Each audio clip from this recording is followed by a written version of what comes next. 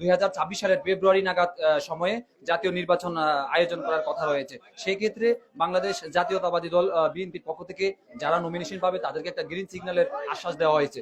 সেই ক্ষেত্রে আপনার যারা সমর্থন রয়েছে, আপনি কতটুকু গ্রিন সিগন্যাল পাওয়ার আশাবাদী আপনার সমর্থকদের জানাবেন?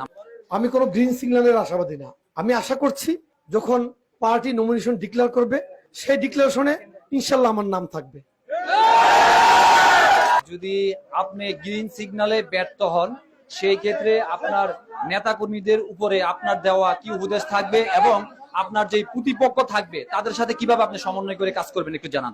আমরা কাউকে প্রতিপক্ষ মনে করি না। রাজনীতিতে প্রতিদ্বন্দ্বিতা থাকতে পারে এবং একাধিক প্রার্থী থাকতে পারে, এটা কোনো অন্যায় না। পার্টি যাকে নমিনেশন দিবে, সাধারণ মানুষ প্রতিটি ভোটার পার্টির পক্ষে কাজ করবে, ধানের শীষের প্রার্থীর পক্ষে কাজ করবে এবং আমাদের প্রিয় নেতা জনাব তারেক রহমানের মনোনীত প্রার্থীর পক্ষে কাজ করবে। ন্যায্য প্রতিযোগিতা করতে আপনি কতটুকু প্রস্তুত চরপেশন এবং মনপুরাতে? আমি ইনশাল্লাহ পুরোপুরি প্রস্তুত।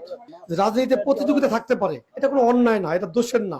কিন্তু এক পর্যায়ে পার্টি যখন নমিনেশন ডিক্লেয়ার করবে, প্রত্যেকেরই দায়িত্ব এবং উচিত সেই প্রার্থীর পক্ষে আন্তরিকভাবে কাজ করে। স্যার, সামাজিক অপরাধ নিয়ন্ত্রণে যেমন জুয়া, তাস, মদ, গাঁজা, ছিনতাই এবং দখলদারিত্ব এসবের উপরে আপনার কর্মীদেরকে আপনি কি বার্তা দিয়েছেন? গত 5 আগস্টের পর থেকে আজকে পর্যন্ত আপনি যদি খোঁজ নিয়ে থাকেন, আপনার তো জানার কথা। কেউ যদি অপরাধ করে থাকে, আমরা কোথাও কোথাও শোকজ করেছি, কোথাও আমরা বহিষ্কার করেছি, কোথাও কমিটি বিলুপ্ত করেছি, কোথাও আমরা কমিটি বিলুপ্ত করেছি, বহিষ্কার করেছি, আবার তাদের বিরুদ্ধে মামলাও করেছি। অর্থাৎ এ সকল প্রত্যেকটি অপরাধের বিপক্ষে আমাদের অবস্থান হচ্ছে জিরো টলারেন্স।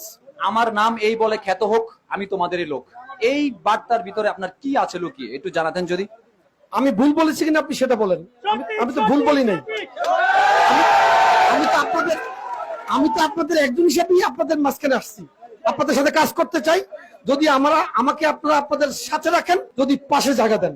এখানকার যুবদল সভাপতি পদপ্রার্থী জনাব শাহাবুদ্দিন উনি বলছে আজকের এই দিনটা নীলকমলে যে উপস্থিতি দেখতে পাচ্ছি আমাদের জন্য এক মাহেন্দ্রক্ষণ। এখন উপস্থিতির উপরে ভিত্তি করে আপনি কি মাহেন্দ্রক্ষণ বলতে পারেন এটাকে?